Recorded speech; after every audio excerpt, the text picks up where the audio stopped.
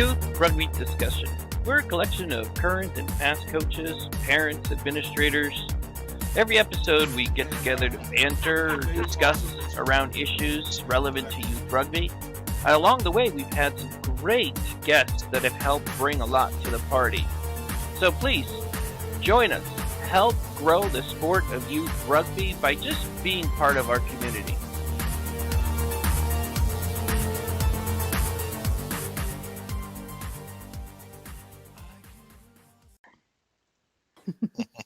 And we are live. So, welcome once again to this episode of Youth Rugby Discussion. We're going to be diving into, as best we can, talking about growing youth rugby with high school players. So, let's go ahead and see who we've got here today. At the top of the order, we've got Alan. Hi, yeah, this is Coach Allen with the Rentham Barbarians. And right behind Alan, this is Chris Gray with Newport County Youth Rugby Club. Chris Cuddy, serving as rugby dad for kids in multiple clubs in the Northeast. Daniel, coaching also with the Barbarians. Jeff Karras, administrator with Rugby Rhode Island, coach with Bishop Hendricken, and a rugby dad. Jennifer McDonough Floyd. I am with the South Shore Sharks, and I am a rugby mom. I'm Kate McCabe, and I'm a coach with Belmont High School Rugby. Shaggy with the South Shore Sharks. And Skylar with the Boston Irish Wolfhounds. Fantastic. So let's go ahead and we've teed it up. Growing youth rugby. As a coach, as a club, as an administrator, it seems like there's a million jobs and not enough people to do it, or perhaps there are enough people to do it. We just need to find them and see if we can slot them into those things that need to be done. And with that, high school players, how do we get them? Is it even possible to get them? Where would we get them? Who do we contact? What are the types of things that they can be doing to helping individual clubs or youth rugby in general? So let's kick it off. Anybody want to sort of tee us off here? Well, I'll start. Yeah. Then I think what excites me about this conversation is that on the one hand, we're talking about growing youth rugby. We're talking about at the youth level that we could serve more kids, have them have more mentors, more one-on-one time, and sort of role models for them to look up to help them develop as players. Let alone that we could also maybe help on recruiting. But on the other hand, what's exciting and what I don't want to lose sight of is that it also helps develop the older high school player as well. When you connect a high school player into a youth, that they stand to gain a lot by teaching someone to play. I think there was a few podcasts maybe 3 months ago where I said, like, I didn't realize how much I didn't know about rugby until I became a coach, right? And I said, whoa, what if I knew if I knew then what I know now, that would have been a different game. So it's just another part of the story that I'm really interested in sort of diving into. So we do have a few examples. First, I'll say like we probably don't do this well enough. Remember about a year ago, we had someone from Morris Rugby come in and talking about how they're using high school rugby players to ref, and they had an education program for these kids, and to help them gain that, make some money, but it also had them connected to the youth game, right? So I think one thing is, we mentioned this before, but Morris Rugby is doing something really good, and I think there's other places in the country that we can look to see that folks are doing as well. But one example that we had where I think it went pretty well is in the South Shore, just before the pandemic hit, for a couple winters running. An opportunistic kid, part of their business class, on the South Shore, put together a business plan to start a little rugby league in the winter, a little indoor rugby league to get kids playing rugby, and it was really, really successful. And Anybody who wants to jump in here can explain, can maybe jump in, but I'll just tell you a few things he did. First of all, he put together. He put together a plan, and and he got an indoor facility, and he got sponsors, and and then he posted. I don't know exactly where he where he posted this the information to sign up for this winter training slash league. But a few things that he did really well. One, he was connected in with the high school community, so he got a number of other high school coaches. It wasn't just him; it was a number of high school coaches. There were also high school kids that were involved in coaching. There's probably 4 or even 6 of them. Skylar, you might know how many high school coaches there were. Yeah, You were one of them. yeah, I was gonna say I was one of them. It was at least 5. Yeah, at least 5. So you got 5. So just one kid just got 5 high schoolers um, getting going and connecting with the kids, and it ran a really good outfit. I think I mentioned it a couple times because one thing he did really well was advertise. He over advertised. He had a countdown on Facebook every day. He would say like 5 more weeks, if or 5 more days till the season starts, or 4 more days and 3 more days. He was really, really communicative on social media to get it going. But he also partnered with the whole community, getting sponsors. So each team had shirts.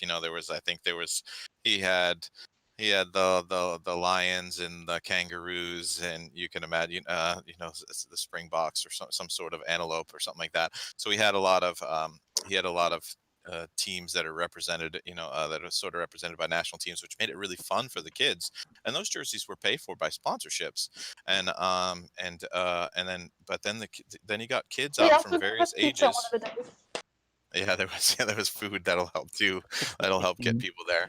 But I think I think it's to say it was maybe a few different age groups, and I had a couple different, split them up into teams playing flag rugby in the winter and an inside facility. And also at one point I think he brought the Free Jacks in to do a little Free Jack training session as well, which was really good. And all in all, one of the things that he was doing, he did it as part of a school project, as far as I understand, and it actually raised money, right? But he was also doing it to grow the game. But there was also that business aspect from it, so the kid got to learn some things, and I think I'll leave it at that. That's maybe example number 1 of somebody who's done it locally at recent times. Quite a successful program. I know that Shaggy, you and your kids were part of it. Skylar, you and your brothers were part of it. So Yeah, so if I missed Yeah, anything, I please do do. think that was a thing that probably helped him with recruiting was like his friends' siblings. Yeah, yeah, yeah. absolutely. Because I mean, Ryan reached out to everyone. He didn't. He reached out to us. He reached out to. He went through every town Facebook site, and like you said, he's doing the countdowns. He was doing everything. Just flooding everything he could. Just doing. He was taking the maximum effort approach. It was really really awesome to watch. I mean, like I was promoting in the same area for our upcoming season, and I was just like totally shamed by the effort this kid was putting in his organization. It was just unbelievable. Um, I wanted to, it's funny because before Ryan put this on, I wanted to bring him into the Sharks as like, cause he wanted to build his resume or whatever. So it's like, hey, come, it's like, what do you want me to do? I'm like, just do whatever you want to do. You just had that, he had that drive, he was a kid, and the rugby community was lucky enough to have him.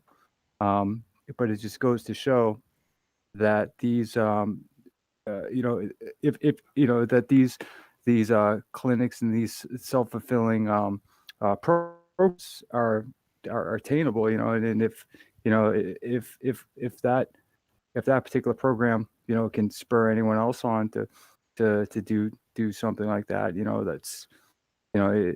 that's awesome. It's all there. The plan's there.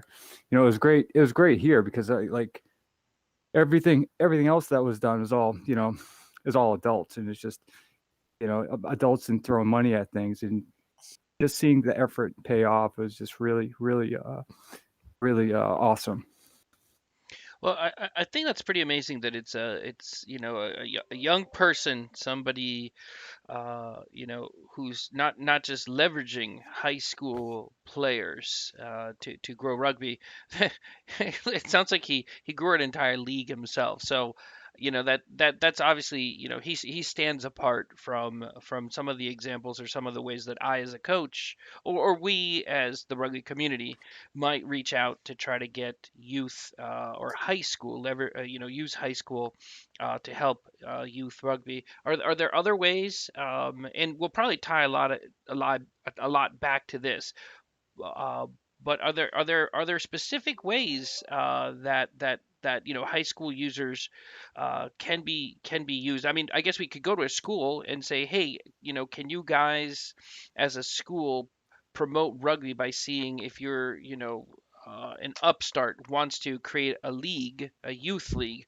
But I think it's probably a lot easier to say, hey, can we go out there and find high school kids that can help rugby grow by being a referee or being a coach or some other role. Does that make sense?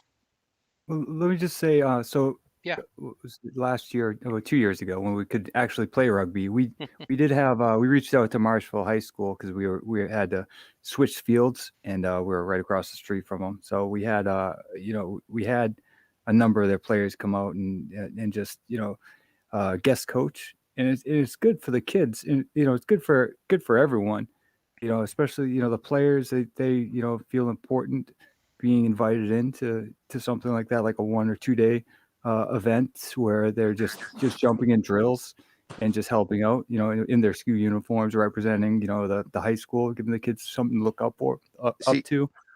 I Um, think I think you can also use rugby. Like we're trying to say kids grow rugby, but I think rugby grows good kids. Rugby grows good people. You use rugby as a means of empowerment in youth.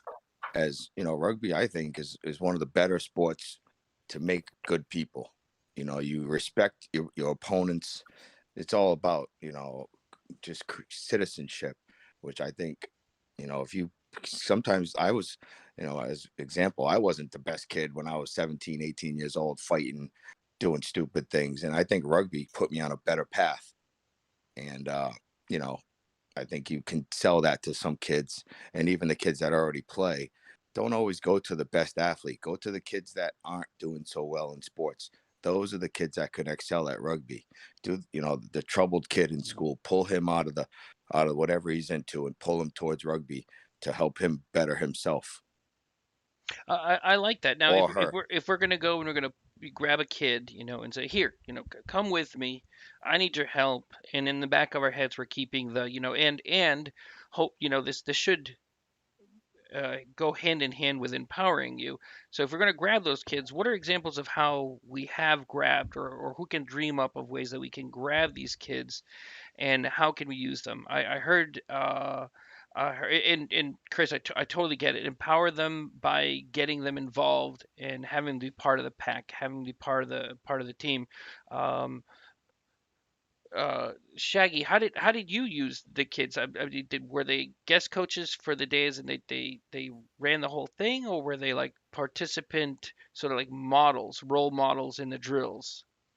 They were no, they were guest coaches. So we set up, it was a drill based a couple Mm. actually a few days, sort of drill based days, and you'd set them up on stations. They would run through the drill once, twice, with the kids, because as a coach would, to show them how to do it properly, and then they'd just be there, looking the part, and just overlooking everything. So As a it as a wasn't guest like coach, that's yeah, it great. wasn't super active because that's pressure on a kid. You want them just to look good and feel good, right? And then the other kids will look up to him, and that's exactly what we wanted. Just run through something, show kids how to do it, and then just like the rest of the coaches, just sit back and just fix what needs to get fixed. Hmm. That's I think awesome. Yep, go ahead. I think there's a tremendous opportunity here for rugby to stand out as a different kind of sport, because for most kids sports they are consumers. It's all set up for them. They show up to practice. Everything's completely delivered to them in a way that they participate and they do their sport and they go home. And the adults run it, and I've been involved in all sorts of kids sports where it's the adults are more aggressive and more involved than anybody, and it ends up being the adults sometimes care more about what's going on than the kids do. And I think rugby has an opportunity here because there's such a need for coaches and referees and all that kind of stuff as we are trying to build youth rugby to, it's almost like the Boy Scouts. They're boy led and boy run, and the adults stand back and just monitor to make sure that everything's safe. And maybe that's too hands off, but I think there's a great role to be deliberate about building rugby leaders, and so that by the time kids get into high school, they should have some experience with coaching and running drills and being responsible for captaining a side or something like that. And as they grow up through rugby, it's instead of a culture of being a consumer, it's a culture of giving back to the sport. So by the time they're in college, they're helping to coach high school. By the time they're on a men's side, they're helping to coach college. And by the time they're retired from the men's side, maybe they're coaching men's sides or college or youth. And if we have this cycle between the player and the referee, administrator, coach, at all different levels, and they get experience of that from the time they're 10, 12, 14, 16, 18, then we have a great opportunity to, as Chris says, empower these kids to be good citizens, to understand how to develop themselves, but also how to develop younger kids and how to be part of this whole system and grow up through rugby as both a consumer and a giver. Man, Fantastic. Rugby's yeah. great for that. Anyone in this group know who Pablo Matera is? Skylar, why don't you tell us? I could go on and on about this, but long story short, 17-year-old Pablo Matera was an absolute mess of a human, and and now he's the captain of his country and a very good rugby player, and I like him a lot. Yeah, that's a good point. Making Chris's point earlier. So yeah, I love that feedback loop that Jeff was talking about. I think that's pretty amazing. I think being able to be involved in opportunities to tie in as a coach to younger players as you move up. I think you're right. I love the seeding the kernel there as you move up, and making it easy to coach down. And then maybe 5, 10, 20, 30 years later, we find ourselves in a better place than we're finding ourselves right now, where we're kind of struggling to see if we can find enough coaches. That feedback loop sounds awesome. Anybody have any experience with being able to have high school kids or older kids serve as referees? Skylar. Yeah. Yes. I don't even know what direction you want me to go with this. Excuse the background noise. I'll start you off then, Skylar. So Skylar came, she started with the Sharks like way back when, before she could actually even hit anyone. And she was just always a driven individual. She loved the sport. She's just all rugby. When she couldn't play, she wanted to be doing something. She wanted to be doing something rugby associated. So, so naturally, as soon as she was almost of age to get referee certified, she got referee certified, and then Myra had to find an exception to the age clause because we had a certified ref who was under the age restrictions that was previously set. I second Wait, that. I think I was 14 and I was supposed to be 16. I Yeah. second that. I think that was the thing. So a few of us who are actually in the youth rugby leadership and just around the game and desperately in need of refs, we all obviously we turned a blind eye, and Skylar just jumped right in, and that was the start of her reffing, and you can take it from there, Skylar. You just jumped right in though. You empowered her. Oh, Yeah, I was actually I had a lot of fun. I think the first tournament, like not quite tournament, but tournament that I like officially refed was a lot of fun because I was refing kids that I had played with the previous year. Most people wouldn't think that's as much fun, but you know what? I think that does feed into what we said earlier, right? Like, refereeing and Also, seeing my the game. brother. I was refing my brother. That was fun. Oh, that doesn't seem like it should be legal.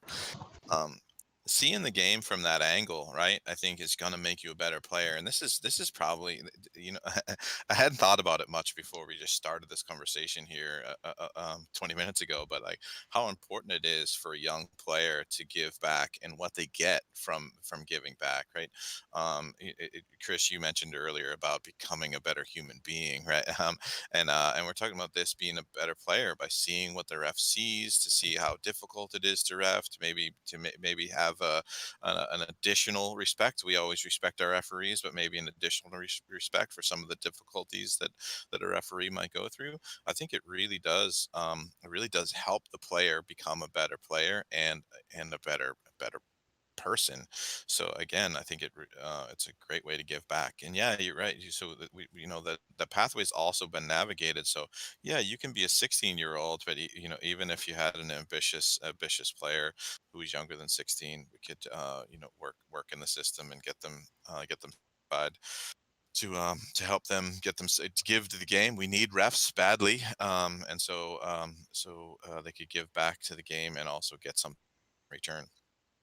So, I wanted to, I started off earlier saying like, hey, there was a kid with a business, a project for a business class, and there's another story another similar story where we had a kid, I think, whose his Eagle Scout project was to start a team. But I also wanted to talk about that, like we can do this at the team level, especially for teams that have both a high school team. I haven't actually seen it work out flawlessly, but I've seen teams trying to do it where you'd say like, "Hey, high school kids, how about you show up on a Wednesday, and you help coach these kids?" So one of the issues that we've had so far is that the trainings are at the same time, so you have to have a time where the youth kids are on training and the high school kids are off, so we could make that work. But another thing that I wanted to put out there is that I think it'd be really good if it was some sort of an expectation of the kids, right? Like, hey, we expect you to give back to the Mm. game. We expect you to help these kids. We expect you to be a role model, someone these kids are looking up to play, to look up to become players like you are.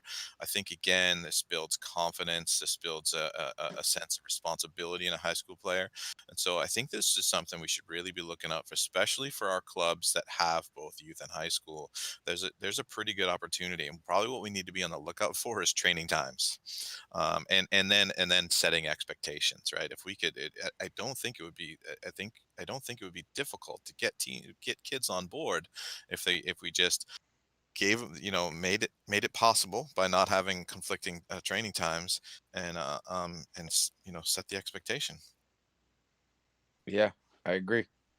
Or What? even just What? stagger the time so that the earlier part of the practice for the younger kids, some of the high school kids can take turns showing up for that first hour and helping with the drills and just learning how to conduct drills and learning how to manage kids in a leadership type setting. Yeah. And maybe one of the natural places to go next. What about a big high school program that doesn't have a youth team yet? How might we be able to? I don't know yet, but how might we be able to connect some ambitious and motivated and high school students into our youth rugby community? How do we find a nearby team? How do we help them? How do we help establish a youth team in their town so that they can both give and receive the benefits that we've been talking about here? Coaches, you got to go to the coach. So one of the things that we were going to do if it wasn't COVID was get some of the Hendricken guys over to help Daniel with starting up his youth league because those kids have to do 25 hours of community service every semester, and I'm pretty sure the public high schools have to as well. And it would be a great way for them to get their community service out of the way and do something that's a lot more fun than some of the other things they've had to do. And that right there, I think, is like, the killer app, or the hook, or whatever it is, however you want to think about it. That might be that's the leg that this entire thing really stands on. Because when I first heard that, it just it the the possibilities suddenly started opening up, because as we know, it's hard to get coaches, it's hard to get people to come and help coach. But if we want to do this to build better rugby players, and there is a mechanism there, because it at first I thought it's going to be really hard to go to this high school, or to ask friends of mine that have high school age kids to see if they can ask their friends to see, hey, who wants to help me? Go to the football team maybe, and see, hey, football coach, are you willing to, talk at practice No, about who wants to help? that's not a good avenue. Right, exactly. So I Most was, football coaches aren't gonna be receptive to you trying At to all. take their players to play rugby. Yeah. and that's I was racking my brain exactly, like, how do I even go out there and You find got high school kids? well, I had no well, idea that there was. Sorry, go ahead, Chris. I'm sorry, but I think you just got to expand beyond high school and reach into the neighboring colleges as well, because that's another, avenue where those freshmen, and they're most likely going to be on a rugby team, have to donate time to a community service as well. So colleges, and even one level up, you got to get the men's level and the women's level clubs to give in a hand as well, because the youth rugby is just going to be reciprocal, and those kids are going to play for their club team or their home native team at some point in their life. So the even I'm having such a tough time. I know you were just specifically focusing on high school, but there's a very small market for high school rugby players. The market grows a little bit more when you get into the colleges. So you reach into Roger Williams, you reach into Providence College, both men and women's, and the kids show the kids that they're coaching, the youth league players, have a little more respect for those college players as well. They show up with their kid on, and the kids look up to those college players. So it's more than just the high school. You're trying to reach into the colleges and also the men's and women's clubs, and just Yeah, coerce those players. And again, the most roadblock you run into is the conflicting time schedules that you are trying to get your kids to train. Most men's and high school teams are practicing. yeah. I gotta say on that, Chris, it makes more sense to put more effort into getting kids at those positions younger and getting them into leadership positions rather than playing positions as they're coming through the youth development, because then they don't go through college as a player. Well, they can go through as a player, but with a an eye or mind for leadership. Because Sure, at the end of sure. the day, what's holding us back? You just said it. It's coaching, leadership, people in key positions, growing the game, um, and to rely on structures that are outside of well, rely on next people developing year after year. The older they get, the more they're gonna it's gonna be harder to instill those leadership roles. It's in my Sure, opinion, anyways. Because sure, sure. to have because to have someone like Skylar just showing up and just being the ref, and like all the adults, all the older refs, like, well, wow. you know Well, I've it's got a like, couple. I've got a couple of Salve kids that are really dedicated. They show up, they ref, they coach, and they want to give back to the youth programs. So you can't really overlook those, because rugby needs, like you say, rugby needs bodies. Hmm. yeah. And I think the key that's going to open up the flood, I'm hoping the keys that are going to open up the floodgates, as we were saying earlier, is the community service route. I Sure. think in the past, Chris, I think I heard you say something, referring to it as, get, bend the arms of those guys, coerce them into showing up, like basically use any means, because that's where we are. Like it's hard to get somebody to donate some of their free time to show up and help out. But I think one thing that I've never thought about before is going after the community service aspect of it all, going to organizations that have community service as as a prerequisite, a A requisite to requirement. being, requirement to being there, right? So like the Hendrickens, I don't know how many other schools have it, have it as a requirement. I'm going to be paying attention now. I'm definitely going to be looking, and then Well, uh, I'm just going to throw it out there that yep. every National Honor Society kid has to do community service. So, like Belmont, for example, has a community service requirement as a whole school. Mhm. But even beyond that, even if a public high school doesn't have that, every kid in the National Honor Society, and you're probably guaranteed to have a few kids on each team that are in the National Honor Society, they have a community service requirement. So, anywhere that has a high school program and is linked to a school, there are a couple of kids that need that community service. And right now we're in both the chicken and the egg business, right? We need to get our help wherever we can, but we need to start seeing this as a continuum of the citizen rugby player, like Chris was talking about, and we get them very young, and they see that a high school kid is helping them. So they aspire to be that high school kid where they're in high school. And by the way, when that high school kid is there, there's also a college kid there that's helping too. And they aspire to be that college kid who helps out with the high school and youth team. And that college kid sees the senior club side guy who's also volunteering, so he gets connected to the senior club side. So I think it's this whole continuum from the first time the kid picks up a ball until he's got a titanium hip. Yeah, He's got a culture of both playing and giving back and helping to make the sport better. And we have so many people who just it's something fun that they do on a Saturday and they go and they do it and they leave, and that's great. But everybody can't do that. And yeah. and, You're and not get, go ahead. you're not getting many college players transitioning to the clubs, so you're losing, and that there's a disconnect there as well. And like Yep. Jeff's saying, if you embed it, indoctrinate the kids. Rugby's a great sport to be indoctrinating these kids into. It's a family friendly engagement. You can party after, so there's that atmosphere. There's so many benefits, and you just got to be excited and sell it, and then keep that connection, because club rugby at the senior level, there's not too many. You're not going to be doing many other things that'll give you the same opportunities at 35, 40 years old. Which baffles me why the senior clubs aren't so as interested as they Yeah. need to be. Yeah, And exactly. so when I talked to the annual general meeting at Newport, and I'm not going to disparage anybody because they were very receptive. They asked me to come in and I talked and I told them what I was trying to do, and everybody said, "Yeah, it's about time. That's great." And I said, "It's great to have cheerleaders. I need people to help. I'll be Yeah. standing in the back of the room after They this don't meeting. do it. Please tell me when you can come help and come sign up to volunteer."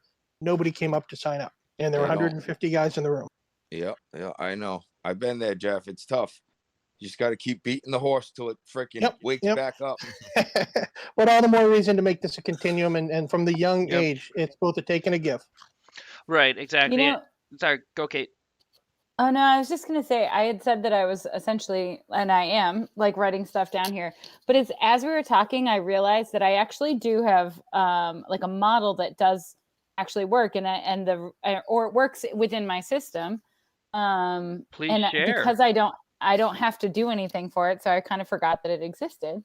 But we do have a PTO funded middle school rugby program at Belmont, which is like, so in our middle school, the PTO, so the parent organization, funded a like little after school activity club that, like does essentially learn some basics of like passing and playing rugby, and does it twice a week for about 8 weeks in the fall and the spring. And they don't play any games. They only play against each other. Kids can come and go as they please. It's, it's like run through our middle school. So only our middle school kids can show up for it. But what often happens is, so two pieces of this is that like the kids that often show up are led by like the younger siblings of a kid that had played at the high school program. So they like bring their friends into this middle school program, and it's like a small little scrappy crew of kids. But the other piece here is that we only, like for the boys and the girls side, we each reach out to a senior, and it's only a senior, that we will be like, hey, we're interested in having you go up and be one of the mentor coaches.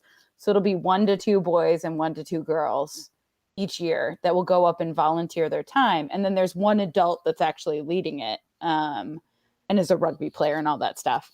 But it's become, like we're 3 years in, and it's kind of like an honor. Like kids this year asked me that were seniors were like, is this going to happen? Like, are you going to reach out to someone to be a mentor? And it's not happening this year, but I kind of like forgot that it was something that like after 3 years, kids were like, am I going to get chosen? Yeah, Um, you sparked something with me as well, because that's another avenue. Is speaking of funding, the government is now sending tons of money to schools, and schools give money to after school programs, and I've done it where schools have contacted me to come in and for an hour after school and just run a flag rugby program, and they've paid me, and I just give it to our youth rugby organization. But you donate an hour for 4 or 6 weeks through a session, and every school has some kind of after school program where it is funded through the government to keep these kids active.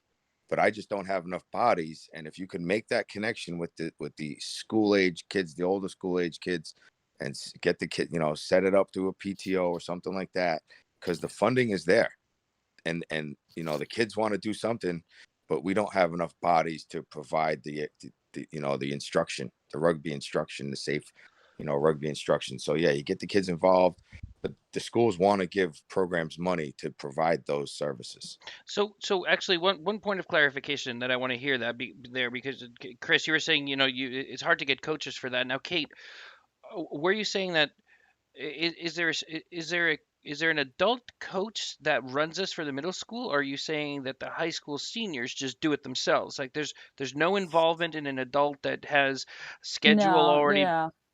I'm going to pause you. So yeah, there's one coach. He's actually he's our developmental coach, like for the boys. So he coaches only the ninth graders. And it is a stipended program. So he gets that, and he organizes it and communicates with both the students and the parents, like from the middle school. But he has like essentially assistant coaches, which are like seniors on our team at the time. And some cool things about that, like, so he can essentially create a practice plan and then just hand it to kids. Mhm. And they also like get out on the field and they run around with the kids. So they're playing the rugby with the kids. Yep. And he's there kind of as the organizer and the head coach.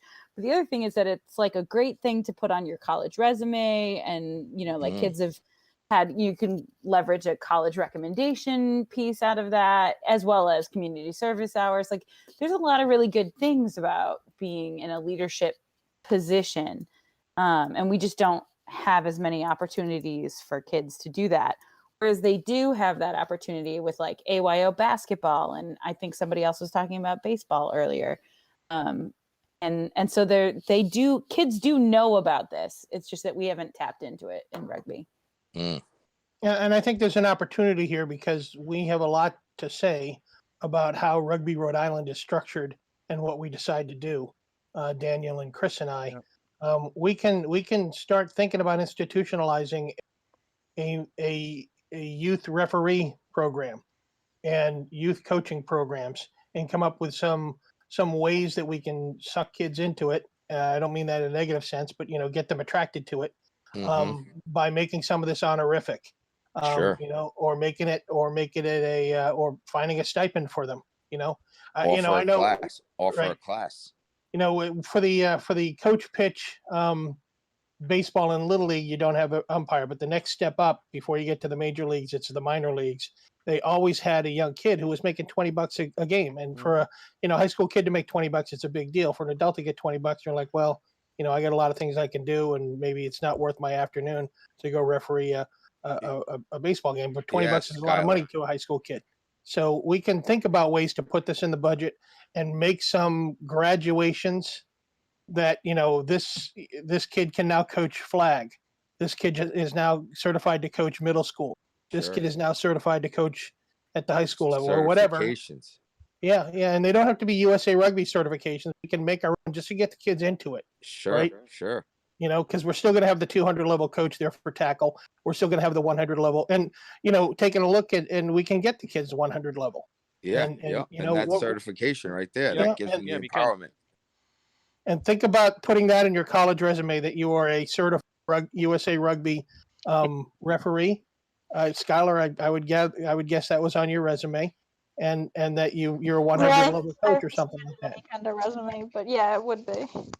Yeah, Yeah, and you can. what a great differentiator to put on, and so we can package some of these things and try to sell them to that. Again, we're not trying to bribe the kids to do it. We're trying to incentivize them to do it, but it's also part of this um, culture of giving back to give them a way to do it. Because right now it looks like the adults run it and the kids do it, and we need to change that model where the kids do it and they run it all the way up at different levels, and they get increasing responsibility, and they learn to lead, because kids aren't natural leaders right away. Some are, some aren't, but most, they have to try it and they have to make mistakes at the lower level where it doesn't matter as much. So And by the time, we go have ahead. to encourage them to take the level 100 course online, because Yeah. to be a referee, even at flag, you have to take that course. But like Chris Cuddy was saying earlier, even when I took that course 3 years ago, I learned more about rugby than I thought I even knew.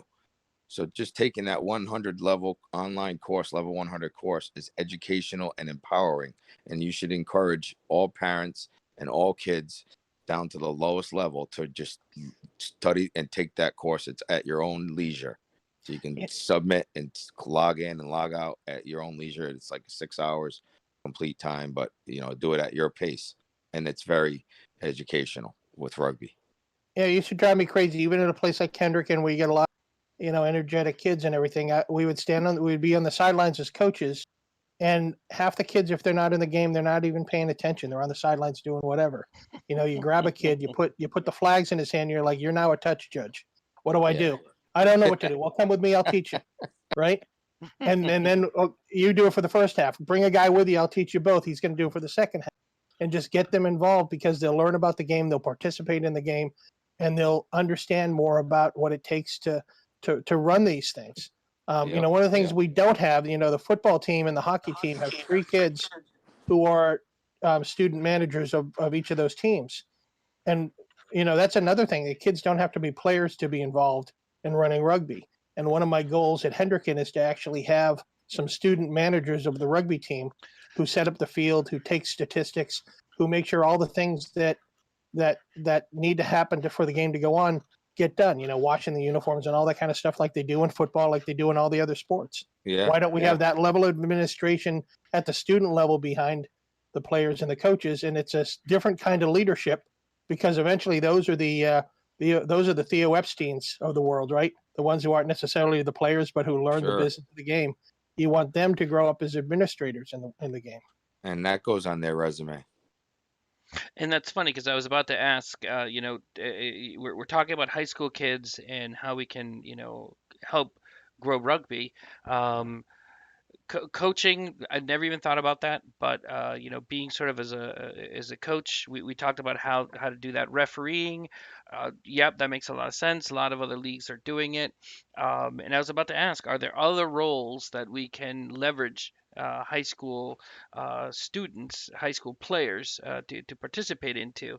I have a couple of the categories that I'm looking answers for, um, but Jeff, you just talked about it. Not just coaches, not just refs, but administrators. So and you rattled off a bunch of those responsibilities that those players can take on, and particularly, let's say a player that just they had a lot of fun through rugby. We got to tackle, and they just don't want to tackle anymore, or whatever. They for whatever reasons they just don't want to, continue with rugby either in high school, or they want to be able to administer and manager lower levels. I At flag, yeah, there's definitely opportunities for being a manager. Definitely when you're going into um a jamboree, a tournament, a game, and being able to, sort of coordinate and help the bodies, where everything goes, making sure the water, all that kind of stuff, that can definitely be handed to a high school kid if they want to come down and help the flag kids. Does anybody have any other ideas of how you could use a high school kid at Yeah, lower levels as an administrator? I got one, Daniel. Shoot. In the past when we had a high school program a few years ago, we had a board position open for just a player representative. So just as a voting member of a 501c3, and that was good just to have someone to our annual meetings that was actually part of the team rather than parents and a bunch of old people. That's It's good to brilliant. have that direct voice. Yep. And because the organization needs to reflect them. So I mean, it didn't really. I wish we could have kept that. It just doesn't make sense with when we lost our high school. We just didn't have numbers for our high school program, and we didn't have a sustained program. So I'm hoping as we go forward, we can get that back. It just doesn't make sense to have a middle schooler or someone younger, obviously. Right, but that's a great idea, at least for high school. Awesome. Any other roles that a high schooler could be, empowered into taking on, either for younger flag or their own club? Because I guess, a manager, you can obviously be a manager for a flag side, being a manager for, a high school side, absolutely. Nothing stopping you from that. Any other roles? And then where else to get players. One that I'm definitely going to use is sniffing out the community service. Definitely taking that angle to find high school kids through there. The other way that I thought of finding other high school players, and it goes back to what Chris was talking about. Morris, we had Lil Remac come and talk to us about her refereeing program, and she mentioned that they have enough players that they have a flag and then goes to tackle. But then they have another track that just stays flag the entire time. There's some kids that just don't want to tackle; they want to continue to do flag, and I think it's because they have the numbers for it. But that's one possibility to find some of these players is the kids that don't want to tackle anymore. Maybe they're done with rugby, and instead we can pull them back and say, hey, no, you spent a lot of time with us. Why don't you stay with us now and do some refereeing or some managing, right? Or maybe even some coaching for the younger groups. Can we think of any other places that we can get high school kids? We can attract high school kids to take on a role. No, but I can give you some incentive to get coaches started early. Yep, absolutely. The coach of Norwich University gets 80 grand a year to coach rugby. So on that note, I got to sign off. Okay, but Chris. Rugby is an up and coming sport, and if you get into coaching younger, you build your resume, you become that 70, earn that money to coach rugby safely, and it's going to be available soon enough. Excellent point. Good night, Chris.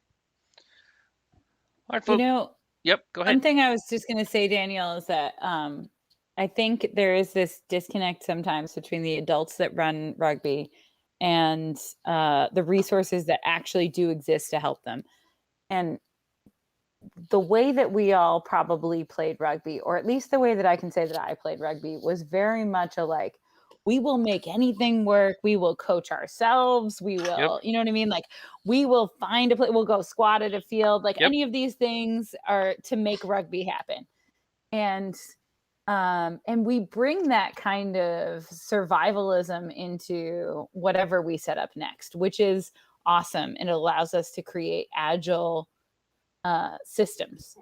But I do think that it is one thing that potentially, like, we don't realize all the time as adults that, like, that kids and families are set up in a way to, like, they expect a system that has like a structure that exists, but they also expect the opportunity to grow with that system.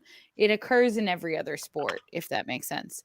And the more that rugby can kind of look at other youth programs and say, like, okay, what are they doing well in this program over here?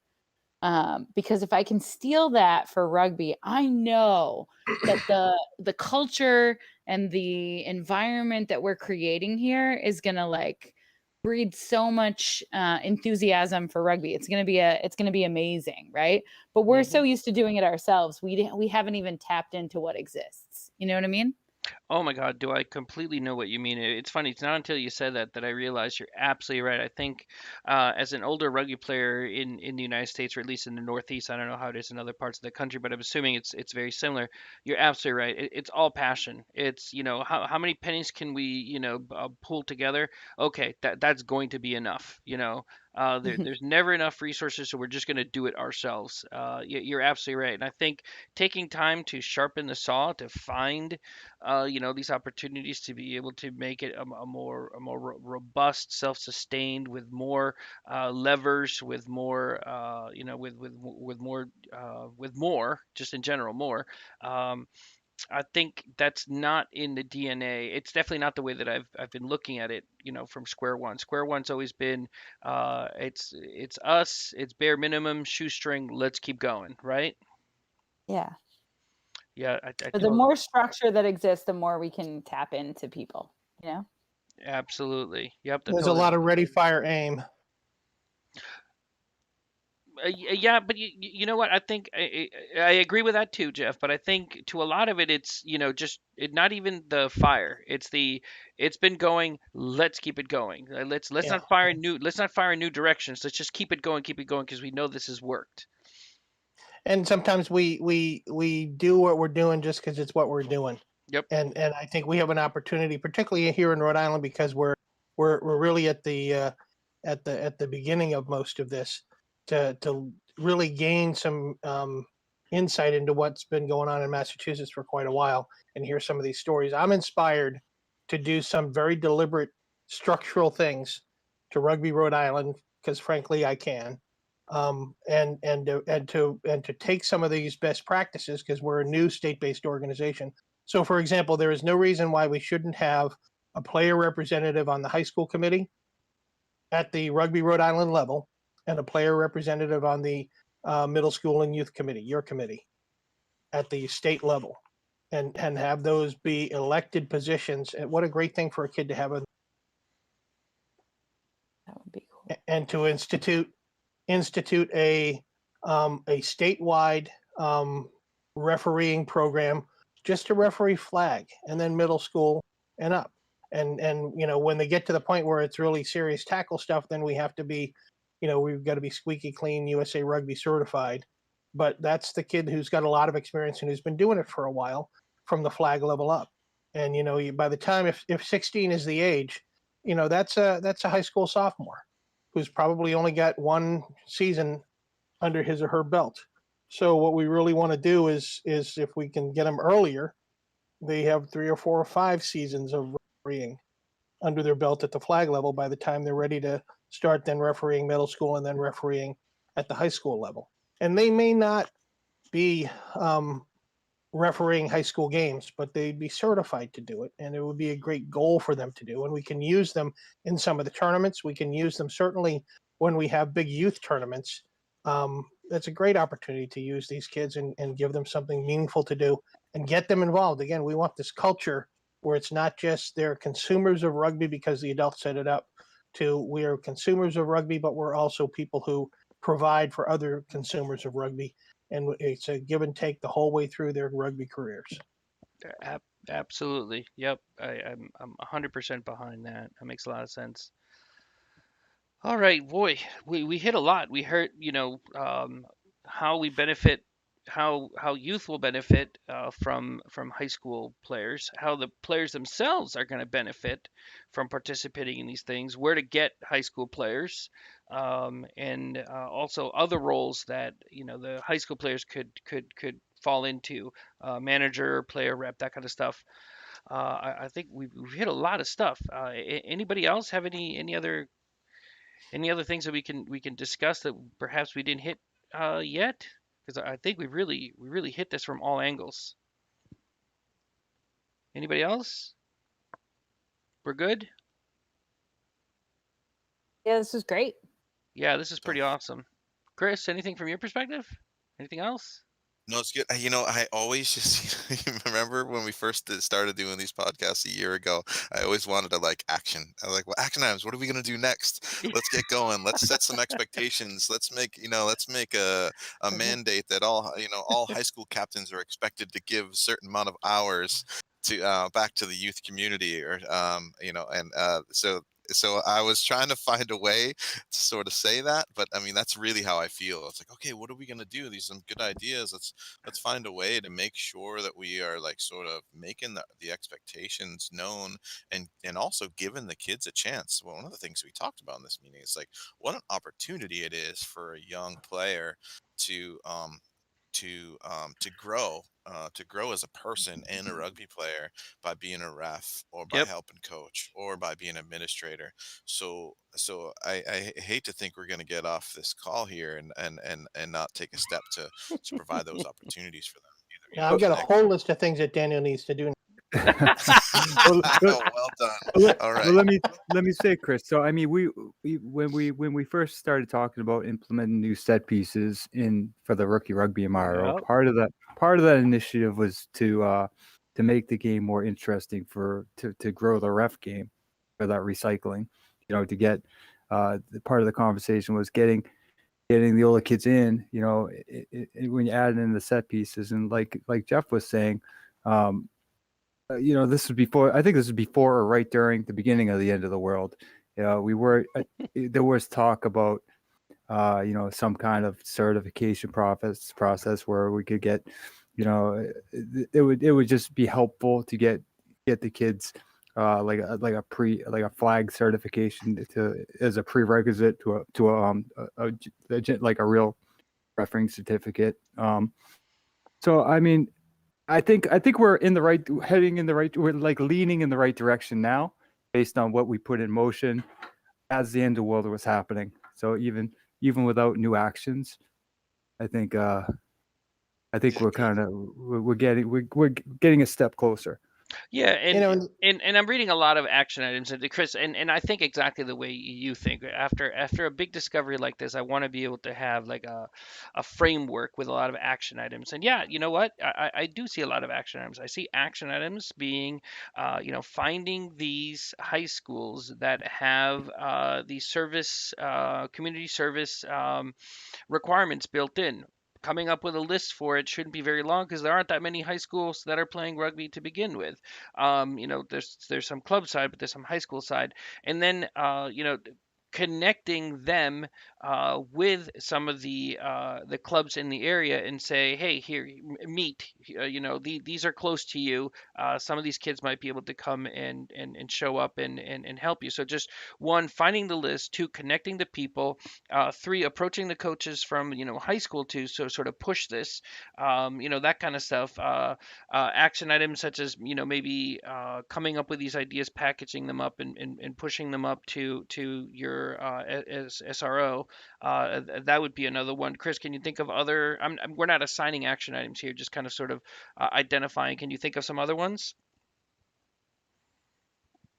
Not exactly. Yep. Not exactly. And the Um, thing is, we the we can continue this discussion in the text channels, which I think is where we've taken some of these things in the past, mulled them over, over the course of weeks, really build them out, have people really think on them, and then come up with a plan, 3, 4, 5 weeks later after, really being able to look into them. So I'm with you. Action items, can we get something, on paper to move forward? Yeah, let's keep the conversation going in the text channels, right? hey, yeah, I Daniel, think. I have one last wrinkle that I just thought about right now, and Sure, please. it's Hendricken had their first practice tonight, and so I was at practice, and what we do at the beginning of the season is a different senior leads the drills until the captain is chosen, and then the captain leads all the pregame stretching, and as soon as the captain is chosen, the other guys who were vying for maybe being captain, they suddenly get very passive in their leadership because it's the other guy is the captain and they don't want to step on him, and it's a natural thing that kind of happens. And one of the kids might be the B-side captain, and then he blooms a little bit as a leader. But you have all these kids who could be good leaders, but there aren't enough leadership positions per se, that named leadership positions on the high school team. And so there's still plenty of leadership talent, even though they might not be the captain of that team. And those are the kids who really would probably really benefit from having some extra leadership and some extra opportunity to stand out and test their leadership wings, because you need to test your wings. And leadership is like muscles. If you don't do it, it doesn't grow.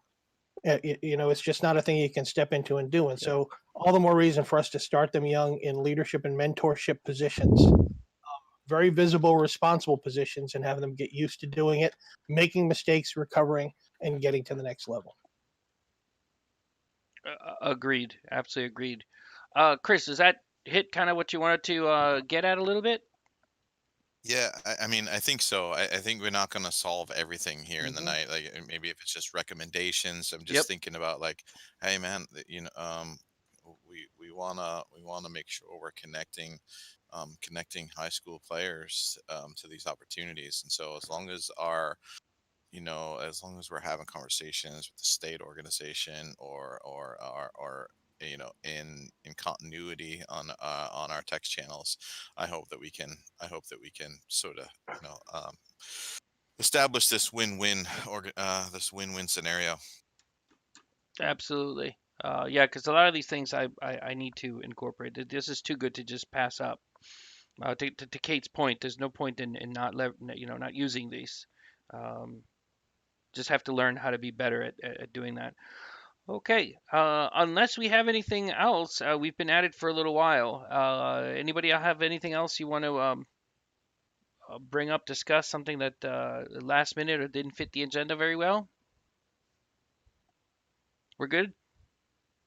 And we're good. We'll be Yep, back we're to good. it, I'm sure. I think we will. I think seeing as how we're feeling about this, I think it's probably likely we're going to come back to this one way or another. All right, so let's go ahead and just call it here for the evening. This was a lot of fun. I got a lot out of this topic, and I really appreciate everybody for